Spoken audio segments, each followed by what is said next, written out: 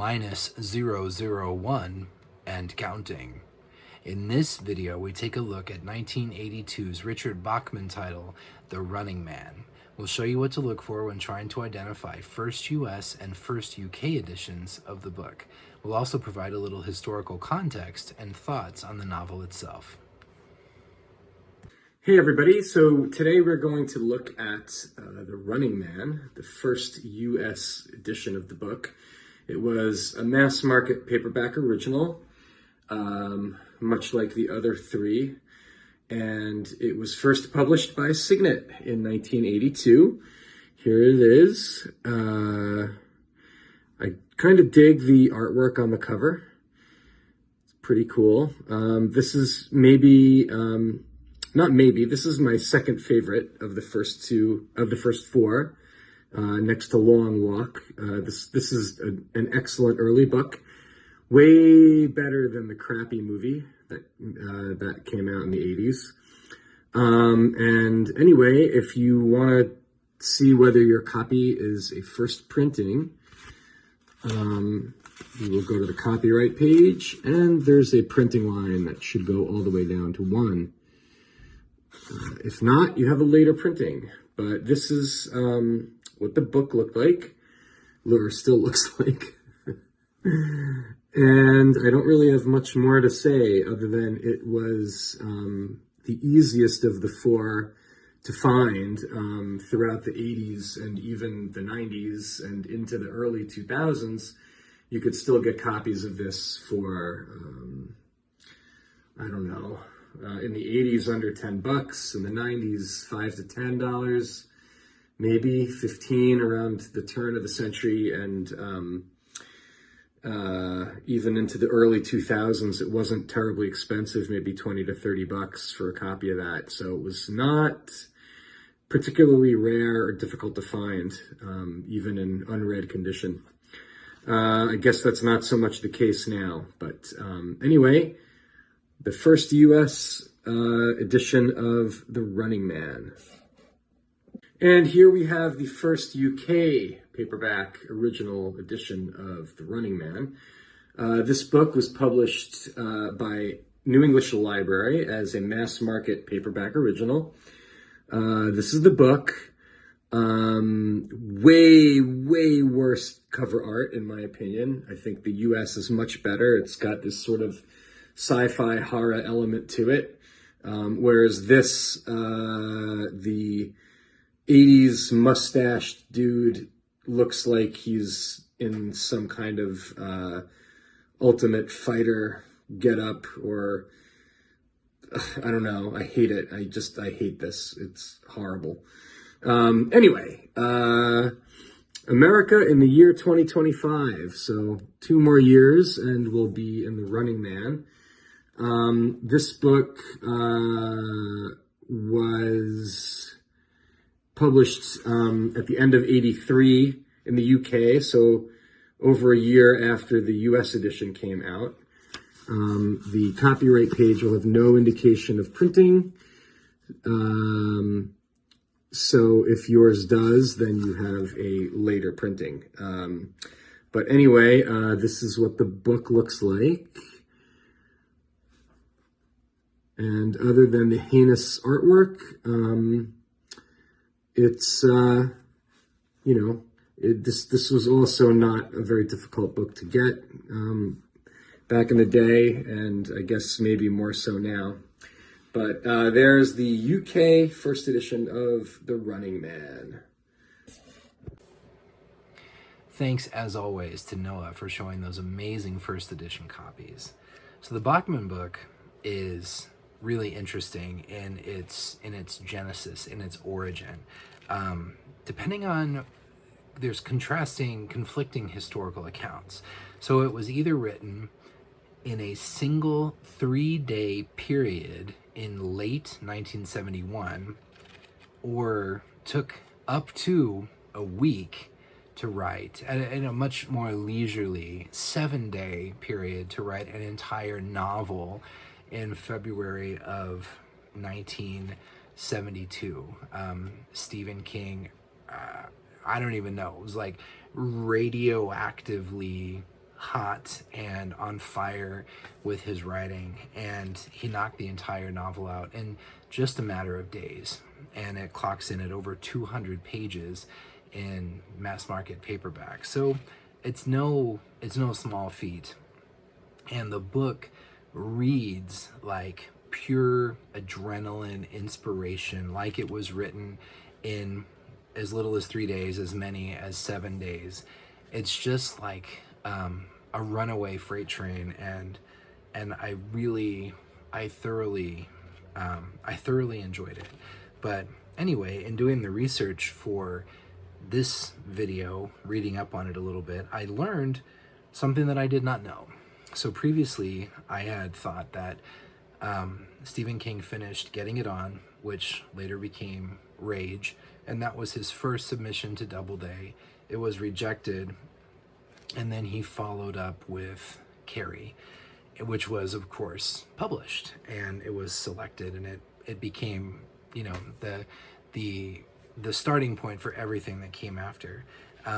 But what I learned in my research for this, thanks to the work of wonderful SK historian Bev Vincent, was that after Getting It On was rejected, Stephen King actually submitted The Running Man to Doubleday, and it again was turned down. And after the rejection from Doubleday, he actually submitted it to a completely different publisher. And if it had been selected by that publisher, how different would the Stephen King story have worked out? But that doesn't matter, because it was rejected by that publisher as well. And he put it away. He put it in the trunk, and of course Carrie was published, and he had established the Bachman pseudonym, and the Running Man was the fourth and final Bachman novel to be published, and it was published in 1982. So a few years, I think the rumors were really running wild by that point that Richard Bachman was in fact Stephen King, but he hadn't been definitively outed yet, and he hadn't admitted it yet. But so just a couple years before he was outed as Richard Bachman, and one of the most interesting bits of trivia about The Running Man to me is that it was before anyone definitively knew that Stephen King wrote it.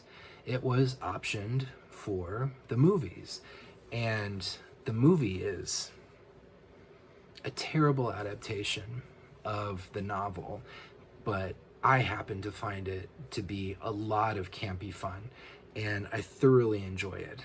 Arnold Schwarzenegger is a terrible selection to play the character as Stephen King wrote him in the book, but he is, of course, a powerful presence in the movie. And I don't have a first edition Running Man, but I do have a fifth printing, which is a movie tie-in edition, which features Arnold Schwarzenegger's very distinctive face on the cover. So if you picked up the book and you knew nothing about the story, and you saw Arnold Schwarzenegger on the cover, and it even though this is a preview, the movie hadn't been released yet, it does include production stills from the movie, which is really interesting. And then as you're reading about the scrawny, sickly, asthmatic Ben Richards of the actual novel, and you go back to the cover, you're like, wait a second, something doesn't quite add up.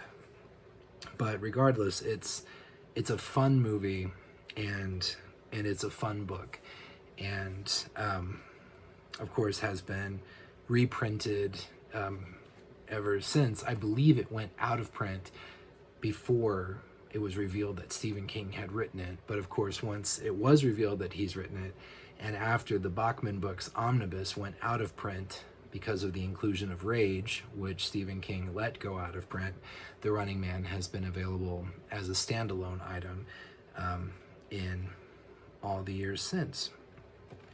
So The Running Man, so if I consider the first four Bachmans, which were the ones, well, 3 of them written before Stephen King was even a published author, but the 4 that were written before the big push of Thinner, which was published in hardcover and eventually outed Stephen King. When I think of the first 4 that were in the Bachman books omnibus, my favorite is The Long Walk. Second favorite is The Running Man. I think The Long Walk is a better book, but The Running Man is probably the most fun out of all of them. It's I'm always a sucker for dystopia, and The Running Man certainly fits into that category, and it's a tremendous enjoyable satire on our violence obsessed TV culture. I thoroughly enjoyed that. I found those elements of it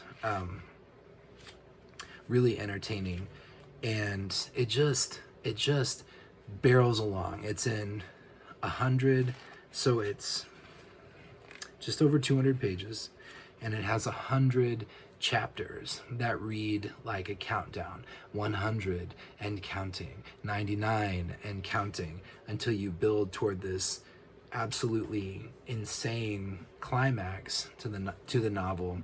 And along the way, it's just plot. It's just pure plot. It just barrels along.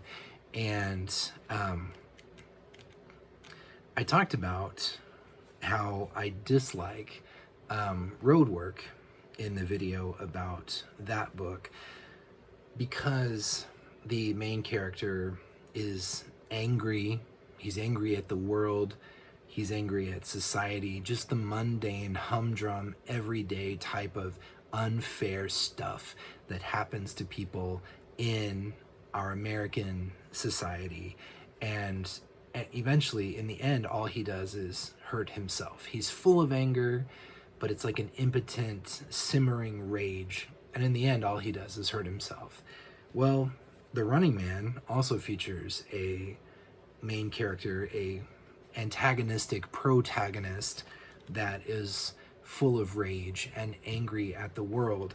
But the key difference between The Running Man and Roadwork is that in The Running Man, the anger like truly feels righteous and justified, and you pull for the guy, as unpleasant, as mean-spirited as he can be. You pull for him to strike back, to win against all odds, because the deck is so unfairly stacked against him.